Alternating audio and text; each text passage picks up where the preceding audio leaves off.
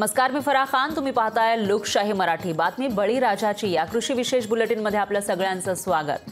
बुलेटिनच्या सुरुवातीला कृषी विषयक महत्त्वाच्या बातम्यांचा झटपट आढावा घेऊयात बळीराजा टॉप 10 मधून. माळशिरस तालुक्यामध्ये दुष्काळ जाहीर झाला आहे, तरी अजूनही उपाययोजना लागू केलेल्या नाहीत. चाऱ्या अभावी जनावरं उपाशी ठेवण्याची वेळ शेतकऱ्यांवर आली आहे, तर लवकरात लवकर चारा छावण्या सुरू करा अशी मागणी स्वाभिमानी शेतकरी संघटनेनं केली. समाधानकारक पाऊस न झाल्यानं छत्रपती संभाजीनगरमध्ये दुष्काळाच्या झळा जाणवू लागल्यात. विहिरींनीही तळ गाठलेला आहे. भीषण पाणी टंचाई निर्माण झाल्यानं पाणी विकत घेऊन फळबागा वाचवण्याची वेळ शेतकऱ्यांवर आली आहे. तर लाडसावंगीमधील एका शेतकऱ्यानं पाण्याअभावी शेतातील डाळिंबाच्या बागेवर ट्रॅक्टर फिरवला. छत्रपती संभाजीनगरमध्ये पिण्याचं पाणी 10 दिवसाआड मिळत आहे. अशातच छत्रपती संभाजीनगरातील जलवाहिनी फुटल्यानं पुन्हा एकदा पाणी वाया गेलंय. बीड बायपास परिसरातील देवळाली चौकात जलवाहिनी फुटली होती. धाराशिव जिल्ह्यातील खरीप 2020 हंगामातील पीक विमा भरपाईबाबत कंपनीनं गोंधळ घातला होता. त्यानंतर राज्यस्तरीय तक्रार निवारण समितीनं कानउघडणी केली होती. या समितीनं कंपनीला भरपाई देण्याचे आदेश दिले होते. मात्र तरीही विमा कंपनी आदेश पाळत नसल्यानं 21 मार्चला खंडपीठामध्ये याचिका दाखल करणार आहे. जळगावच्या चोपडा तालुक्यातल्या मेलाने शिवारात मक्याच्या शेतात गांजाची शेती केली जात होती. 1.5 एकरातील गांजाची शेती पोलिसांनी उद्ध्वस्त केली. 44 लाख रुपयांचे 980 किलो गांजाचं पीक पोलिसांनी जप्त केलं. भारत जोडो यात्रा नाशिकमध्ये पोहोचलेली आहे. या यात्रेदरम्यान शेतकरी मेळाव्यात राहुल गांधींनी शेतकऱ्यांशी संवाद साधला. यावेळी महाविकास आघाडीतले इतरही नेते उपस्थित होते. यावेळी राहुल गांधींसह शरद पवार, संजय राऊत, नाना पटोले, जयंत पाटील आणि इतरही महत्त्वाचे नेते उपस्थित होते. सर्व नेत्यांनी शेतकऱ्यांच्या प्रश्नांवर सरकारला धारेवर धरलं. मंगळवेढा उपसा सिंचन योजनेला नुकतीच राज्य मंत्रिमंडळानं मंजुरी दिली आहे. मंगळवेढा उपसा सिंचन योजना ही राज्यातली पहिली सौर ऊर्जेवर चालणारी योजना असेल. या योजनेची अंतिम मान्यता होऊन 2 दिवसांमध्ये निविदा प्रक्रिया पूर्ण होणार आहे. सौर ऊर्जेवर चालणाऱ्या या सिंचन योजनेमुळे 12,000 हेक्टर क्षेत्र ओलिताखाली येणार आहे. तर यातून 45 गावांना फायदा होणार आहे. कोल्हापुरातल्या शिवाजी विद्यापीठानं एक अनोखा उपक्रम विद्यार्थी आणि नागरिकांच्या भेटीला आणलाय. शिवाजी विद्यापीठात प्राणीशास्त्र विभागानं कीटकांचे प्रदर्शन भरवलेलं आहे. जैविक अन्न साखळीमध्ये कीटकांचं महत्त्व अनन्यसाधारण आहे. 3 दिवसीय भव्य कीटक प्रदर्शनाचं उद्घाटन शिवाजी विद्यापीठाचे कुलगुरू डॉक्टर दिगंबर शिर्के यांच्या हस्ते पार पडलं. या प्रदर्शनाला विद्यार्थ्यांसह नागरिकांचाही प्रतिसाद मिळतोय. यावेळी कीटकांचे जैविक अन्न साखळीतलं महत्त्व लोकांना समजावून सांगण्यात आलंय. शासनाकडून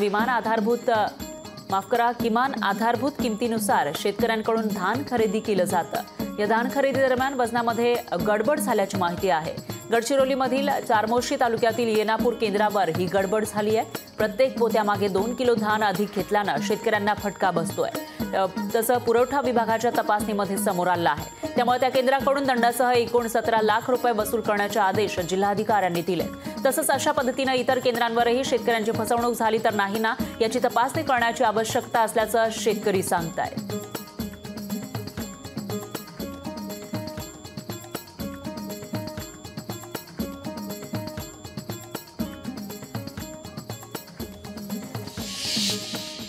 त्यानंतर पाहूयात कृषी विषयक बातम्या विस्ताराने. नाशिकच्या चांदवड तालुक्यामध्ये भारत जोडो न्याययात्रेसाठी दिग्गज नेते उपस्थित राहिले. राहुल गांधी यांच्या उपस्थितीमध्ये शेतकरी मेळावा घेण्यात आला. या मेळाव्यासाठी शरद पवार, संजय राऊत, जयंत पाटील, नाना पटोले, बाळासाहेब थोरात यांच्यासह महाविकास आघाडीचे इतर नेते उपस्थित होते. यावेळेला शेतकऱ्यांच्या प्रश्नांवरून या सर्व नेत्यांनी सरकारला धारेवर धरलं.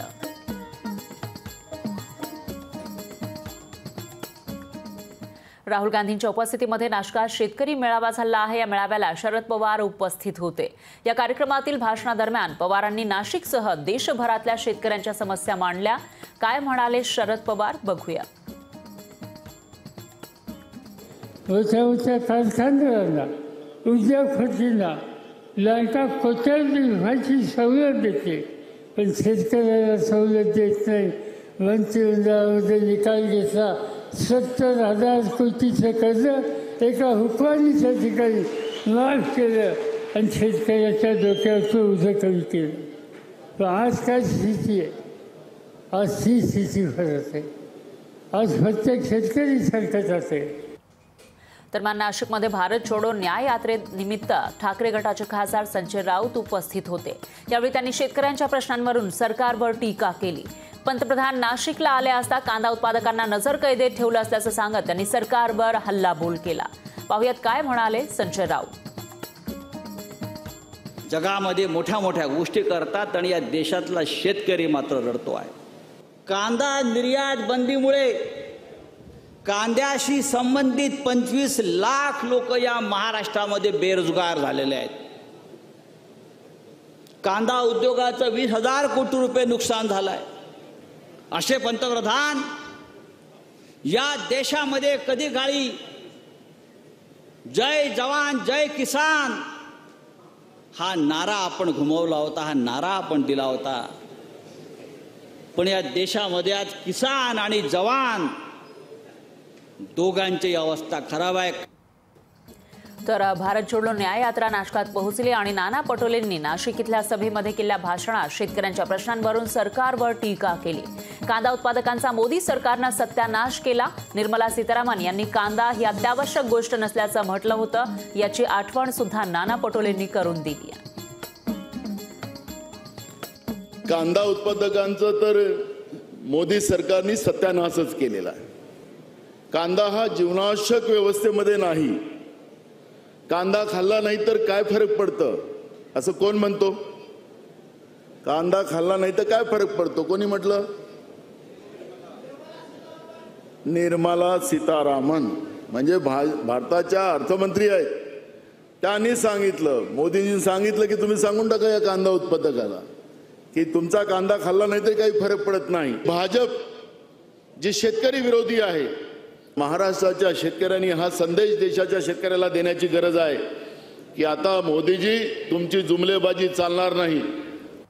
सोलापूर जिल्हा हा ऊस उत्पादक जिल्हा म्हणून ओळखला जातो. मात्र ऊसाला पर्यायी पीक म्हणून केळीकडेही बघितलं जातं. करमाळा तालुका केळीचा हब म्हणून ओळखला जातोय. एकरी 7 ते 10 लाख रुपयांचं उत्पादन या भागातील शेतकरी घेत आहेत. आणि या संदर्भात आढावा घेत केळी उत्पादक शेतकऱ्यांसोबत संवाद साधलेला आहे आपले प्रतिनिधी अभिराज उबाळे यांनी. पाणी कमी असल्यानंतर देखील शेतीमध्ये भरघोस उत्पन्न घेतलं जातं. आपली शेती बागायत केली जाते. याचं उत्तम उदाहरण म्हणजे करमाळा तालुक्यातील फिसरे गावातील शेतकरी आहेत. आपण या ठिकाणी बघू शकतोय हा भाग अत्यंत अल्प पर्जन्यमानाचा आहे. या ठिकाणी पिण्याच्या पाण्याची देखील गैरसोय असते. मात्र या ठिकाणी केळीच्या बागा आपण फुललेला दिसतोय. या केळीची डायरेक्ट परदेशामध्ये एक्सपोर्ट केली जाते. एवढ्या चांगल्या दर्जाचं केळीचं पीक आज करमाळा तालुक्यातील घेतलं जातंय. पाण्याचं योग्य व्यवस्थापन करून हे पीक घेतलं जातं आहे. माझ्यासोबत या शेतीचे मालक आहेत ज्यांनी हे पीक घेतलेलं आहे. आपली शेती फुलवलेली आहे. मला सांगा किती एकर पीक आहे आणि कसं व्यवस्थापन करताय? पाण्याचं व्यवस्थापन काय आहे? माझं 2 एकर क्षेत्र आहे. पाणी हे अत्यंत कमी आहे, पण पाण्याचं आम्ही नियोजन केलं आहे. आम्ही ड्रीपद्वारे पाणी देतो. आणि असा एक गैरसमज आहे की केळीच्या शेताला म्हणजे केळीच्या पिकाला हे खूप पाणी लागतं, पण पाण्याचं नियोजन केलं तर कमी पाण्यात हे उत्कृष्ट पीक येऊ शकतं. उत्तम नियोजन केलं तर कमी पाण्यात येतं आणि कुणाच्या मागं लागायची गरज नाही. व्यापारी स्वतः येऊन स्वतः काढून घेऊन जातो आणि पैसे पण चांगले होतात. तर हे नगदी पीक असल्यामुळे शेतकऱ्यांनी ह्याच्याकडे वळायला पाहिजे. शेतीचं व्यवस्थापन व्यवस्थित केलं तर एकरामध्ये आपण लाखो रुपयाचं उत्पन्न मिळवून देऊ शकतो. हीच खरी करमाळा तालुक्यातील शेतकऱ्यांची यशोगाथा आहे. अभिराज उबाळे, लोकशाही मराठी, करमाळा. सातारा जिल्ह्यातील कोरेगाव तालुक्यातल्या उत्तर भागात सध्या मार्च महिन्यामध्येच भीषण पाणी टंचाई जाणवू लागली आहे. यामध्ये सोळशी, नायगाव, नांदवळ, सोनके परिसरात ग्रामस्थांना पाणी टंचाईचा सामना करावा लागतोय. गावातील विहिरी आटलेल्या आहेत, त्यामुळे शासनानं टँकरनं पाणी पुरवठा करावा अशी मागणी ग्रामस्थ करतायत. यावेळी महिला आणि ग्रामस्थांनी एकत्र येऊन हंडा मोर्चा काढला. शासनानं याकडे गांभीर्यानं लक्ष देऊन पाण्यासाठी उपाययोजना कराव्यात अशी मागणी इथल्या गावकऱ्यांनी केली. पाणी पुरवठा होतो ते येरवाडी धरण कोरडं पडत चाललंय. येरवाडी धरणामध्ये पाणीसाठा कमी होत चालला, त्यामुळे आहे त्या पाण्याला वास येतोय आणि तेच पाणी ओढूचकरांना दुर्गंधीयुक्त पाणी प्यावं लागतंय. तेही 8 दिवसानंतर येतं. ही खटाव तालुक्याची परिस्थिती आहे. नदी कोरडी पडलेली आहे. येरवाडी धरणातला साठा संपत चाललाय. टंचाईची गावं जवळपास 50-55 कडे गेलेली आहे. तरी पण खटाव तालुक्याकडे प्रशासन तेवढं गांभीर्यानं बघत नाही. त्यामुळे लोकांना प्यायला पाणी नाही, चाऱ्याला जनावरांच्या व्यवस्था नाही. अशी सगळी परिस्थिती असताना खटाव तालुक्याला कुणी वाली नाही, हा आमचा प्रश्न आहे. तर दुसरीकडे यवतमाळच्या उमरखेड तालुक्यातील मरसूळ इथल्या शेतकऱ्यानं ऊसाची लागवड केलेली आहे। 15 महिन्यांपासून त्यांचा ऊस शेतातच उभा आहे, त्यामुळे आता ऊसाचं वजन कमी भरून नुकसान होणार आहे। महागाव तालुक्यातील गुंज इथल्या नॅचरल शुगर कारखान्याच्या कर्मचाऱ्यांच्या वागणुकीमुळे शेतकऱ्यांवर उपासमारीची वेळ आली आहे। ऊस शेतात उभा असल्यामुळे शेतकरी विवंचनेत सापडलेले आहेत, तर येत्या 2 दिवसांमध्ये ऊस घेऊन न गेल्यास तीव्र आंदोलन करू असा इशारा या शेतकऱ्यांनी दिला आहे। आमच्या शेतातला माल विकला गेला नाही आणि आमच्या ऊसाला वजन येत नाही, त्यामुळे कमीत कमी 5,000 रुपये भाव हा देण्यात यावा कारखान्याने। कारण आज रोजी आमचं नुकसान आहे, कारखान्याचं नुकसान नाही, कारखान्याला डबल न फायदा आहे, आमचा काय फायदा आहे याचा विचार कारखान्याने आमचा करावा, ही आमची कळकळीची विनंती आहे। धाराशिवमधील कृषी उत्पन्न बाजार समितीमध्ये सत्ताधारी आणि विरोधकांमध्ये राडा झाला। बाजार समितीमधील भौतिक सुविधांच्या अभावामुळे काँग्रेस पक्षाकडून टाळं ठोकून आंदोलन केलं जाणार होतं। त्यासाठी काँग्रेस कार्यकर्त्यांनी कृषी उत्पन्न बाजार समिती कार्यालयाला टाळंही ठोकलं होतं। यावेळी जोरदार घोषणाबाजी त्यांनी केली।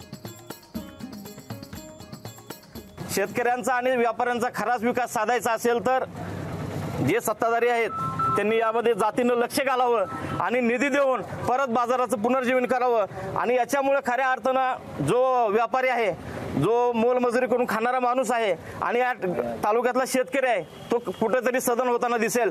मला अजून एक महत्त्वाची गोष्ट या ठिकाणी सांगावी लागते, भाजीपाल्याचे मार्केट आपलं 1 नंबरचं आहे, पण त्यांना कुठल्याही प्रकारची सुविधा नाही। भुसार माल बार्शी आणि लातूरपेक्षा 50-100 दर जास्त आहे, पण इथं आणला जात नाही, जागृतीच नाही, अंमलबजावणीच नाही आणि सुविधा नाहीत भौतिक, त्याच्यामुळे संपूर्ण सिस्टीम कोलॅप्स झालेली आहे। दरम्यान नवी मुंबई कृषी उत्पन्न बाजार समितीमध्ये आंब्याची आवक वाढू लागली आहे। यावर्षीही हापूसला विदेशातून मागणी वाढती आहे। सध्या मार्केटमध्ये दिवसाला 20 ते 25 हजार पेट्यांची आवक होतीये। 5 ते 10 हजारांपर्यंत आंब्याला दर मिळतोय। येणाऱ्या एप्रिल-मे महिन्यामध्ये अजून आवक वाढू शकते असं व्यापारी सांगतात। सध्या आंबा हंगामाला हळूहळू पिकअप पडत चाललेला आहे। आता मार्केटमध्ये रोज 25,000 पेट्यांची आवक चालू झालेली आहे आणि 15 मार्च नंतर ती आवक अजून वाढेल आणि यंदा 15 मार्च ते 20 एप्रिलपर्यंत आंबा हा जोरात राहील। पपई, आंबा आणि कलिंगड ह्याचं जर एकत्रित आपण बघितलं तर 150 गाड्या त्या सुद्धा मार्केटमध्ये वाढलेल्या आहेत आणि त्याला सुद्धा डिमांड चांगल्या प्रकारे आहे। आंबा सुद्धा येतो, आंबाला निर्यातीमध्ये सुद्धा आता सध्या गल्फ मार्केटला रमजान महिना असल्यामुळे तिथं सुद्धा निर्यात चांगल्या प्रमाणात चालू झालेली आहे आणि मार्च एंड पासून किंवा एप्रिलच्या पहिल्या आठवड्यापासून इतर देशांमध्ये सुद्धा, मग युरोपियन कंट्री असेल, अमेरिका असेल, अशा विविध देशांमध्ये सुद्धा आंबा जायला सुरुवात होईल। तर हौथी आतंकवादी हल्ल्याचा परिणाम फळांच्या निर्यातीवर होतोय, त्यामुळे शेतकरी व्यापाऱ्यांना फटका बसणार आहे। आतंकवाद्यांनी हल्ला केल्यानंतर जहाजं यायची बंद झाली आहे, त्यामुळे त्याचा परिणाम भारताच्या फळ निर्यातीवर होतोय। वेळेवर निर्यात करायला कंटेनर मिळत नाहीये, त्यामध्ये रमजान महिना असल्यामुळे द्राक्ष, आंबा, डाळिंबाला आखाती देशात फार मोठी मागणी असते, पण निर्यात करता येत नाहीये। फळबागांसह शेतमालावरही काहीसा परिणाम याचा होऊ शकतो, त्यामुळे केंद्र सरकारनं लवकरात लवकर तोडगा काढावा अशी मागणी केली जाते। रेड सी मध्ये हायती टेररिस्ट लोकांनी शिपवरती अटॅक केल्यामुळे फार मोठा परिणाम त्याचा निर्यातीवरती झालेला आहे।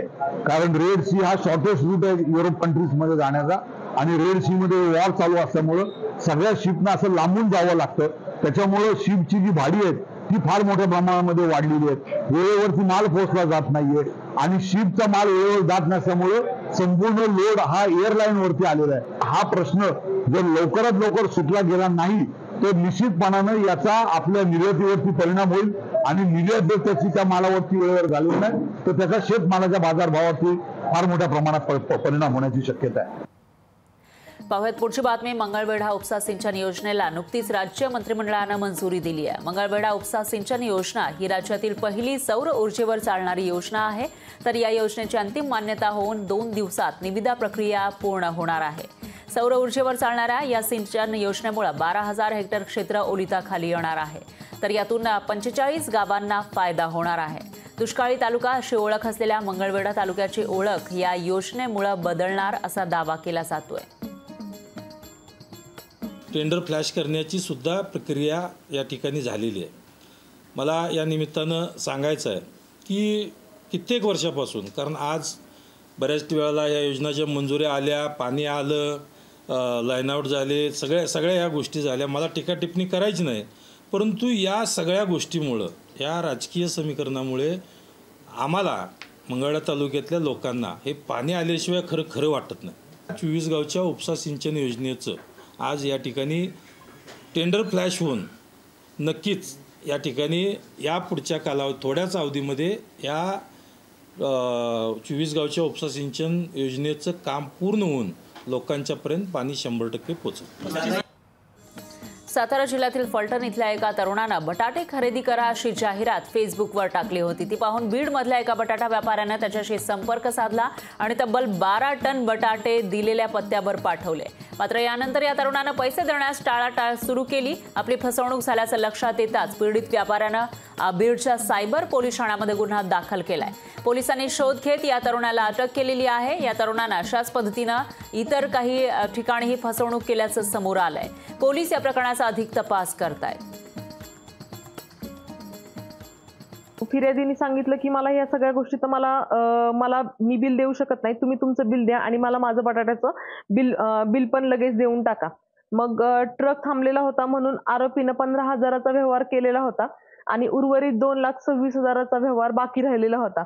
परंतु 15,000 रुपये आरोपींनी ट्रकवाल्याला दिले आणि उर्वरित 2,26,000 रुपये पेंडिंग असल्यामुळे आपण फिर्यादींनी वारंवार कॉन्टॅक्ट केला, मला माझे पैसे द्या म्हणून पण आरोपींनी ते पैसे दिले नाहीत म्हणून आपल्याकडे गुन्हा दाखल होता.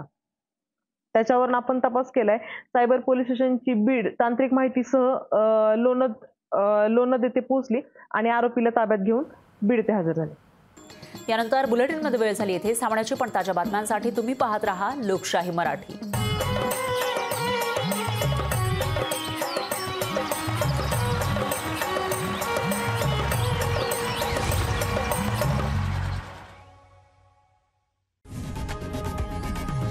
लोकशाही मराठी ऐका, पहा, जागरूक रहा.